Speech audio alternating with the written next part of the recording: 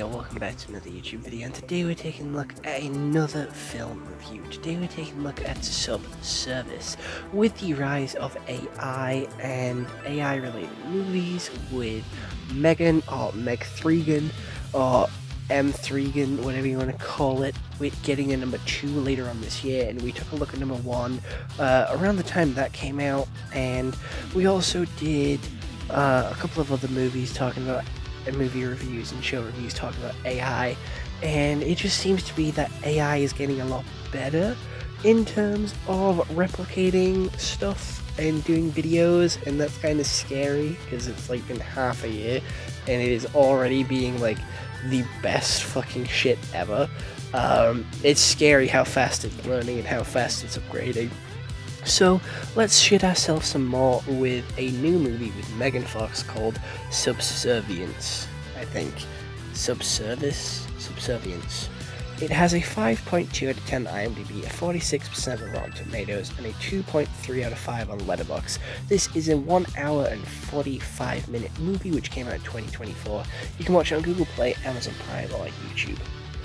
When his wife becomes sick, a struggling father buys a lifelike AI android named Alice to help with the housework.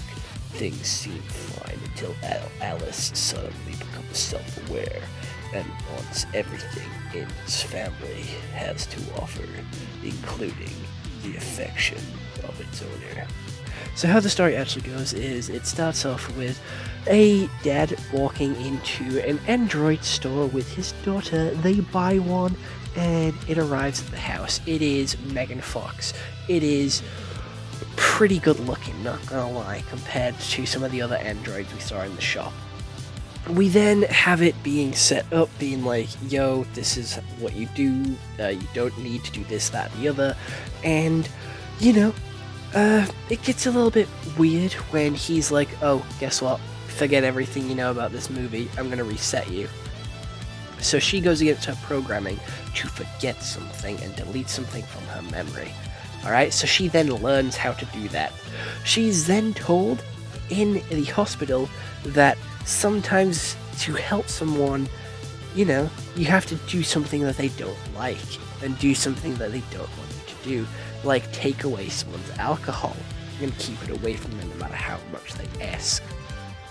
We then have, you know, the wife in hospital, and the wife telling the robot all this stuff to do against the husband's will if she does die. She doesn't die. She goes into surgery, she lives, and the husband fucks the robot. Just happens, doesn't it? Shit happens. he just fucks the robot. It didn't take a lot, and then he fucks it again because she starts talking like his wife.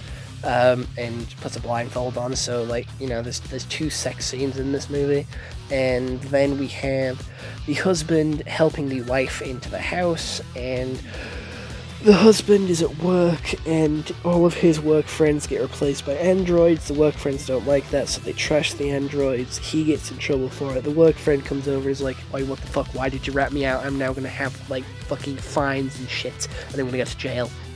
So they have a scrap. Alice then comes out with like fucking kung fu fighting moves, kung fu fighter robot, and takes him out. Then she goes back to his house and kills him and his android.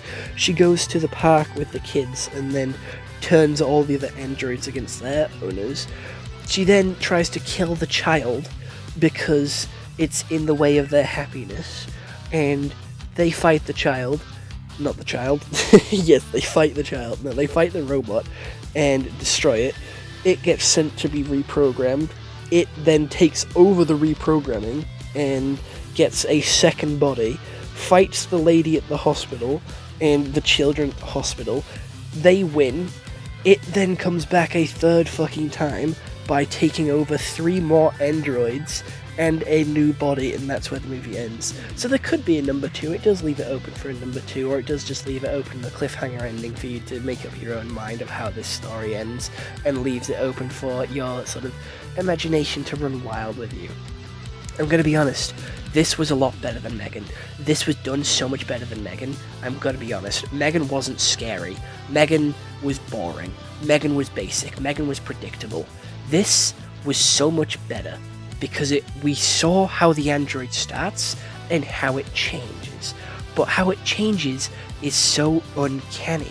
It is Uncanny Valley all the way through this movie. How Megan Fox acts as the android is so creepy because she looks lifelike, but how she acts doesn't match, and how she moves doesn't match being lifelike. So it's like fake human and trying to simulate being human, and that is so creepy and eerie to me in general. Just the way she doesn't look human, she looks plastic, she looks fake, and she doesn't look realistic, but I know she is, and it's just so off-putting and so weird.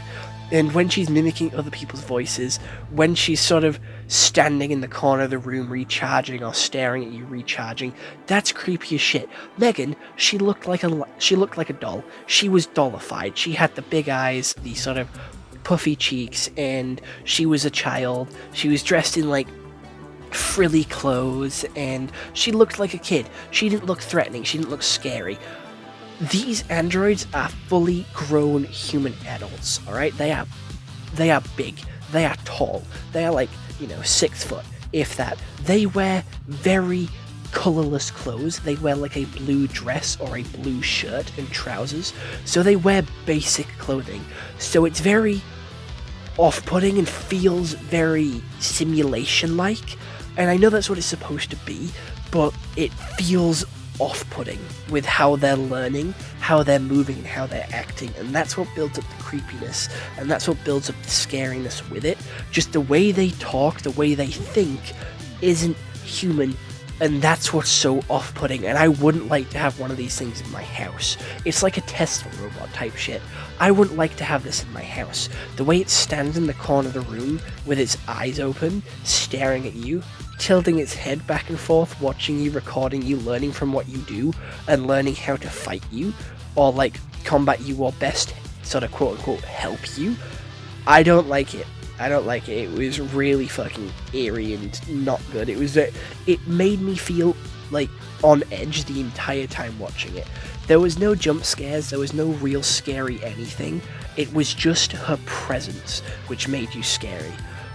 And there was a couple of scenes towards the end where they did try to make it like thrilling and sort of action-packed with the fighting and the destruction of the robots and the murder, and with how the camera angles were, with them hiding from the robot and us being able to see the robot, and the robot's getting closer and closer and closer to finding them, and the music's building up and up and up and up, and then they open something, the music stops, and they're not there. It pulled like the old switcheroo on you. It's a classic horror trope that is done, and it's one that's done to sort of give the main characters an upper hand to take out the robot, or take out the main villain, or get a good like cheap whack in before they can obviously turn around and get killed. But it was done quite well in this one because there was 2 robots running around, so it was double the threat, and I thought it was alright. I thought it was cool. The story's pretty much the same as Megan, but imagine if Megan was an adult. It's just an adult version of Megan, again, because there was sex scenes in this one, and there was a lot more mature themes in this one compared to how Megan was. Like, there's themes of like depression and sort of anxiety and blood pressure, and there's themes of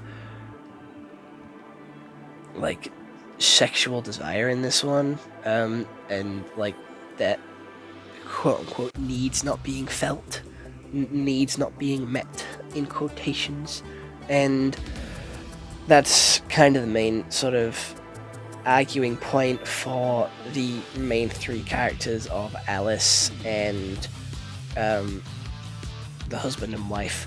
Her being called Alice also feels very strange to me because it is like a Alice in Wonderland type thing where someone falls into this weird world, but this time it's the opposite way round, where the weird thing is that one person coming into a normal world. And I don't know, Alice isn't a very threatening name, but when she tried to kill the baby, I was like, holy shit. Like, it didn't scare me, it put you on edge and made you like tense and feel threatened, feel suspense for the characters, and make you root for them to be like, hey, defeat this bitch. And I'm gonna be honest, I did not like the robot. She was fucking creepy. Just the way she moved around and how she was always there, lingering around. It was wrong. It was just wrong, and I didn't like it. I didn't like it.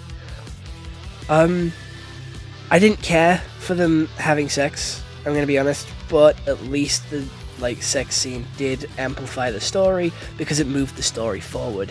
It drove the sort of separation between the husband and wife with you're fucking the robot, that's a dick move, what are you doing that for? I was in the hospital fighting for my life and you're fucking the robot, you're fucking the nanny.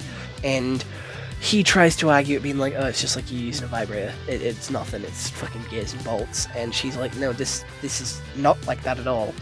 And the sex scenes actually provide for the story, and that's what I would want from a sex scene. That's what I like when sex scenes are included. They serve a purpose. They're not just there to try and sort of build excitement and to get more watch time or to sort of get people excited and interested in watching the movie, because that's what most horror movies do, or cheap horror movies do. They try and get you hooked or interested or keep you focused and keep you watching with naked people, and it just doesn't work on me, and it's a trope which I fucking hate because it's boring, overdone, and it's just pointless. And I would like it if sex scenes were included less in movies, because I do think that they're overdone. And this one served a purpose, so I can forgive it. I can forgive and forget. Plus, it was Megan Fox. But yeah, I don't have much else to say about this movie. I think it is way better than Megan, so I have to give it a higher score than I gave Megan. Solid 8 out of 10. It is solid 8 out of 10. I think it's a decent movie and that you should go watch it.